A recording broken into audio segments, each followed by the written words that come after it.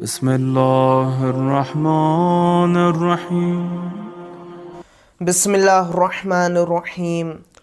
قال الإمام علي بن الحسين عليه السلام: وجعل ختام ما تحصى علينا كتبت أعمالنا توبة مقبولة. ناظرین محترم، سیف سجادیہ کی 11ویں دعا میں امام سجاد کا بہترین جملہ، خوبصورت فقرہ جو عاقبت بخیری کی حکایت کر رہا ہے، مولا ارشاد فرما رہے ہیں: وجعل ختام ما تحصى علينا كتبت اعمالنا توبة مقبولہ، یعنی خدایا جب کاتبان اعمال ہمارا آخری عمل لکھیں تو اس میں مقبول توبہ قرار دے، یعنی وہ توبہ جو تیری بارگاہ میں قبول شدہ ہو اسے قرار دے۔ یہاں پر مولا کا ہدف یہ ہے کہ خدایا ہماری عاقبت بخیر فرما۔ دیکھیے عاقبت بخیر کا مطلب کیا ہے، اس کا مفہوم کیا ہے۔ عاقبت بخیری یعنی جب انسان کے آخری ایام ہوں، آخری لمحات ہوں، جب وہ آخری سانسیں لے رہا ہو، جب موت انسان کے سامنے ہو، جب ملک الموت انسان کے روبرو ہو، اس وقت اگر انسان راہ مستقیم پر گامزن رہے، اس وقت اگر انسان کا عقیدہ درست ہو رہے، جب انسان کے اعمال صالح ہوں، تو اسے عاقبت بخیری کہتے ہیں۔ ناظرین محترم، دین اسلام نے عاقبت بخیری کی بہت ہی زیادہ اہمیت بیان کی ہے۔ کئی ایسے آیات ہمیں نظر آتے ہیں کہ جو عاقبت بخیری کی حکایت کر رہی ہیں، جیسا کہ ربنا آتنا فی الدنیا حسنہ وفی الآخرۃ حسنہ وقنا عذاب النار، یعنی خدایا ہمیں اس دنیا میں بھی حسنات عنایت فرما اور آخرت میں بھی ہمیں حسنات سے مشرف فرما اور ہمیں آتش جہنم سے نجات دے، یعنی کیا خدایا ہماری عاقبت بخیر فرما۔ اسی طرح ایک اور آیت میں ارشاد ہو رہا ہے کہ ربنا لا تزغ قلوبنا بعد اذ ہدیتنا، یعنی خدایا جب تو نے ہمیں ہدایت یافتہ کر دیا ہے، جب تو نے ہمیں مہتدی کر دیا ہے، تب ہمیں راہ مستقیم سے منحرف مت کرنا، اب ہمیں ضلالت و خواری میں مبتلا مت کرنا۔ اسی طرح سورہ حمد میں وارد ہو رہا ہے اہدنا الصراط المستقیم، یعنی خدایا ہمیں راہ مستقیم پر گامزن فرما، ہمیں راہ مستقیم پر قائم فرما، یعنی ہمیں بارہا دعا کرتے رہنا چاہیے کہ خدایا ہمیں راہ مستقیم پر گامزن فرما، ہمارے عاقبت بخیر ہو۔ اس لیے کہ امکان ہے کہ انسان کسی بھی وقت راہ مستقیم سے منحرف ہو جائے، راہ مستقیم سے گمراہ ہو جائے۔ ایک مرتبہ کسی نے امام خمینی سے پوچھا تھا کہ آغا اگر آپ کو یقین ہو کہ اس وقت آپ جو بھی دعا کریں گے وہ قبول ہو جائے گی، آپ کون سی دعا کریں گے؟ تو امام خمینی نے کہا تھا کہ میں عاقبت بخیری کی دعا کروں گا، اس لیے کہ امکان ہے کہ انسان کبھی بھی گمراہ ہو سکتا ہے، امکان ہے کہ انسان اپنا آخری وقت میں گمراہ ہو جائے، لہٰذا میں عاقبت بخیری کی دعا کروں گا تاکہ میرا خاتمہ سعادت پر ہو، تاکہ میں یہاں پر بھی کامیاب ہو جاؤں اور آخرت میں بھی کامیاب ہو جاؤں۔ اسی طرح جناب یوسف کی دعا ہے، جناب یوسف دعا فرماتے ہیں کہ وَتَوَفَّنِي مُسْلِمًا، خدایا جب میں موت کے قریب ہو جاؤں، جب مجھے موت آئے تو میں تیری رضایت پر تسلیم ہو جاؤں، یعنی میری عاقبت بخیر فرما۔ اسی طرح جناب ابراہیم دعا فرماتے ہیں کہ وَأَلْحِقْنِي بِالصَّالِحِينَ، یعنی خدایا مجھے صالحین میں ملحق فرما، یعنی میری عاقبت بخیر ہو۔ اسی طرح زیارت عاشورہ کے 2 خوبصورت جملے ہیں جو عاقبت بخیری کی حکایت کر رہے ہیں، وَجَعَلْ مَحْيَايَ مَحْيَا مُحَمَّدٍ وَآلِ مُحَمَّدٍ، یعنی خدایا میری زندگی کو محمد و آل محمد کے زندگی جیسے قرار دے، وَمَمَاتِي مَمَاتَ مُحَمَّدٍ وَآلِ مُحَمَّدٍ، اور میری موت کو ان کے موت کے جیسے قرار دے، یعنی میری عاقبت بخیر فرما۔ اسی طرح زیارت حضرت معصومہ میں بھی یہ ایک بہترین جملہ ہے کہ اللہم انی اسألک ان تختم لی بالسعادہ، یعنی خدایا میں تجھ سے ایک ہی سوال کرتا ہوں، وہ یہ کہ میرا خاتمہ سعادت پر ہو، یعنی میری عاقبت بخیر فرما۔ اسی طرح امام کاظم علیہ السلام بارہا سجود میں یہ دعا فرماتے رہتے تھے کہ اللہم انی اسألک توبۃ قبل الموت وراحۃ عند الموت ومغفرۃ بعد الموت والعفو عند الحساب، یعنی خدایا مجھے موت سے پہلے توبہ کرنے کی توفیق عنایت فرما، یعنی میری عاقبت بخیر فرما۔ رسول اللہ سے ایک روایت منقول ہے، رسول اللہ ارشاد فرما رہے ہیں کہ لا یزال المؤمن خائفا من سوء العاقبہ، یعنی مومن ہمیشہ نگران رہتا ہے، پریشان حال ہوتا ہے، ہمیشہ مومن خوف زدہ ہوتا ہے کہ کہیں ایسا نہ ہو کہ میری عاقبت بد ہو جائے، کہیں ایسا نہ ہو کہ موت جب مجھے آئے تو میں منحرف ہو جاؤں، جب مجھے موت آئے تو میں ضلالت و گمراہی کی ذلت و خواری میں مبتلا رہوں، یعنی مومن ہمیشہ خوف زدہ رہتا ہے۔ دیکھیے اسی لیے عاقبت آخرت کا پیمانہ، میزان اور معیار ہے، یعنی اگر عاقبت اچھی تو آخرت اچھی، اگر عاقبت بری تو آخرت بھی بری۔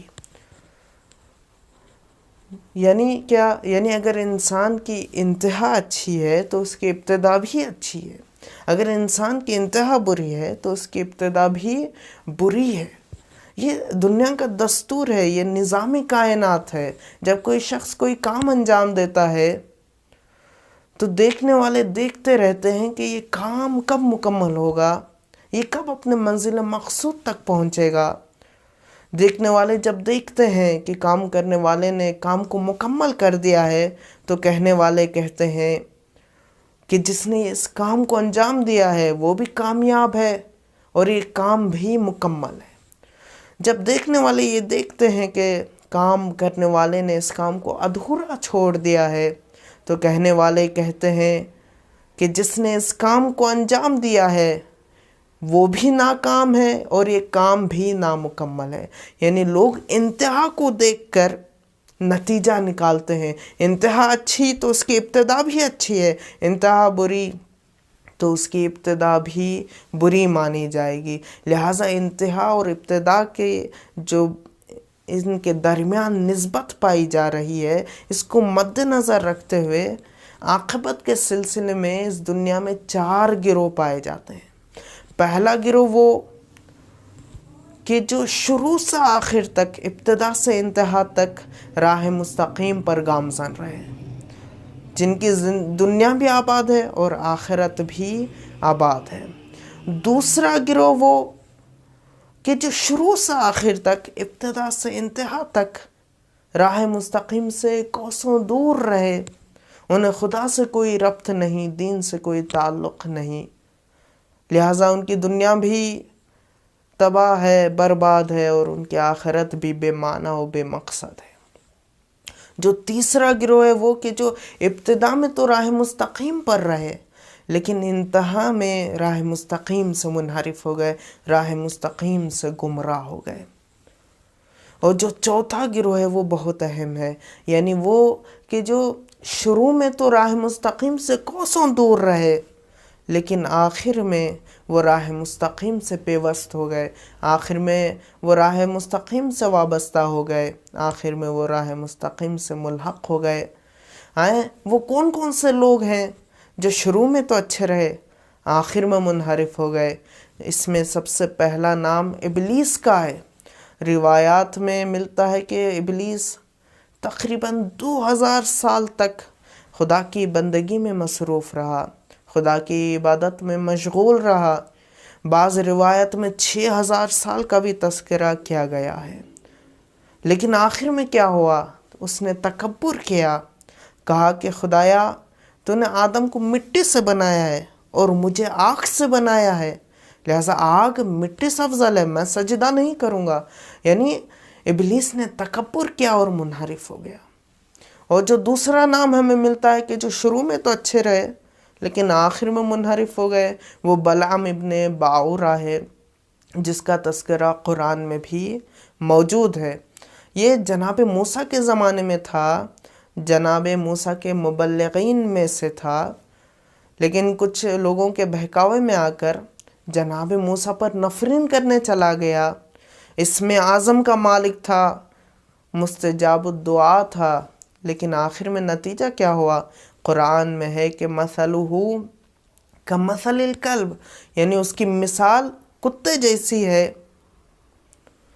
یعنی دیکھیے شیطان کس طرح انسان کو بہکاتا ہے، کبھی رفعت و برجستگی کے ذریعے سے، یعنی بڑھا چڑھا کر کے تم ہی ہو، تم ہی یہ کام انجام دے سکتے ہو، یعنی اپنی زبان میں اگر کہیں تو جو چنا کے جھاڑ پہ چڑھا دینا، یعنی بڑھا چڑھا کر رفعت و برجستگی سے۔ اور کبھی شیطان انسان کو احساس کمتری میں مبتلا کر کر، یعنی تم کچھ بھی نہیں کر سکتے، تمہارے اختیار میں کچھ نہیں ہے، تمہارے اندر اتنی کیپیسٹی نہیں ہے، اتنی صلاحیت نہیں ہے کہ تم کوئی کام انجام دے سکو۔ یعنی انسان کبھی منحرف ہوتا ہے رفعت و برجستگی کے ذریعے، یعنی بڑھ چڑھ کر، تو کبھی احساس کمتری میں مبتلا ہو کر منحرف ہوتا ہے۔ اسی طرح طلحہ زبیر شروع میں اصحاب امام علی تھے، رسول اللہ نے انہیں سیف الاسلام کہا تھا۔ نتیجہ کیا ہوا کہ جنگ جمل میں مولا علی کے مقابلے میں آ گئے، یعنی ان کی انتہا بد ہو گئی، عاقبت بخیر نہیں ہو سکے۔ اسی طرح بہت سارے ہمیں تاریخ میں ملتے ہیں کہ جو ابتدا میں تو اچھے رہے لیکن انتہا میں برے ہو گئے۔ جو چوتھا گروہ ہے، یعنی جو شروع میں تو اچھے، شروع میں تو برے تھے، شروع میں تو راہ مستقیم سے کوسوں دور تھے، لیکن آخر میں راہ مستقیم سے، راہ نجات سے ملحق ہو گئے۔ اس میں جو نمایاں نام ہمیں نظر آتا ہے وہ جناب حور کا ہے، کہ جناب حور کشتی نجات سے یعنی امام حسین سے ملحق ہو گئے۔ حور نے اپنی دنیا بھی آباد کر لی اور آخرت بھی آباد کر لی۔ اسی طرح زہیر ابن قین ہیں جو اہل بیت سے دور تھے، لیکن آخر میں کیا ہوا؟ کشتی نجات سے ملحق ہو گئے، انہوں نے اپنی دنیا بھی آباد کر لی اور آخرت بھی آباد کر لی۔